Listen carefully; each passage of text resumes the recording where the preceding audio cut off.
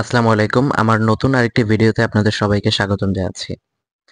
আজকের যে আপডেট সেটি হচ্ছে এক্সিম ব্যাংককে বাংলাদেশ ব্যাংক ২,৫০০ কোটি টাকা তারল্য সহায়তা হিসেবে দিচ্ছে।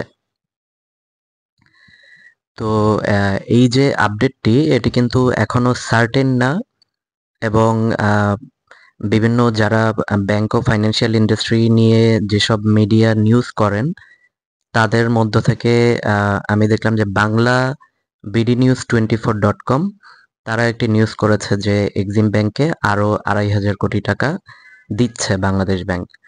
বাট এটা কিন্তু এরকম ভাবে আসেনি যে এক্সিম ব্যাংকও কনফার্ম করেছে যে তারা ২,৫০০ কোটি টাকার তারল্য সহায়তা পাচ্ছে। তো যাই হোক, লাস্ট যখন ২২,০০০ কোটি টাকা বিভিন্ন ব্যাংকে তারল্য সহায়তা হিসাবে দেয়া হয়েছিল তখন কিন্তু এই নিউজ অনুসারে এক্সিম ব্যাংক পেয়েছিল ৫,০০০ কোটি টাকা।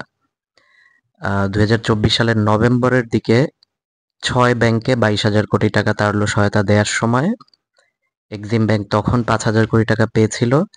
আর এখন যে ২,৫০০ কোটি টাকা সেটি পেলে তাদের টোটাল যে তারল্য সহায়তা সেটি হবে ৭,৫০০ কোটি টাকা।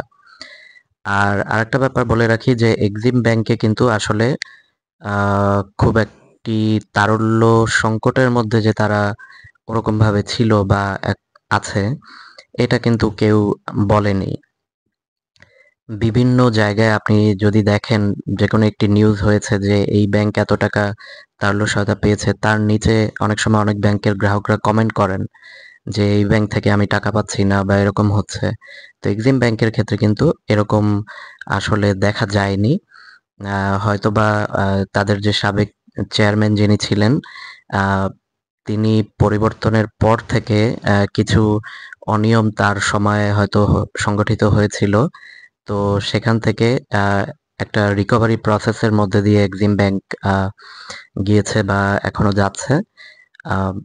১৭ বছর ধরে কিন্তু নজরুল ইসলাম মজুমদার যিনি ছিলেন সাবেক বিএবির সভাপতি, উনি কিন্তু এক্সিম ব্যাংকের পরিচালনা পরিষদের চেয়ারম্যান হিসেবে ছিলেন। তো উনি চলে যাওয়ার পরে যখন বেশ কিছু অডিট বা এরকম ফরেন্সিক অডিট হয় তখন হয়তোবা তাদের কিছু প্রবলেম বের হয়ে আসে। বাট ওরকমভাবে আসলে এক্সিম ব্যাংক তারল্য সংকটের মধ্যে ছিল না।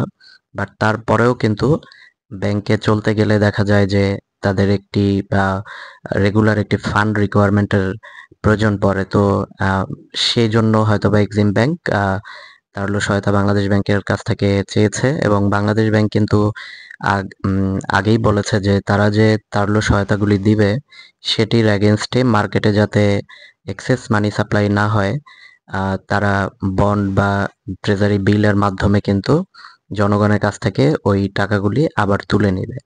তো এই ছিল আজকের আপডেট। ভিডিওটি যারা ধৈর্য ধরে দেখলেন অসংখ্য ধন্যবাদ। আসসালামু আলাইকুম।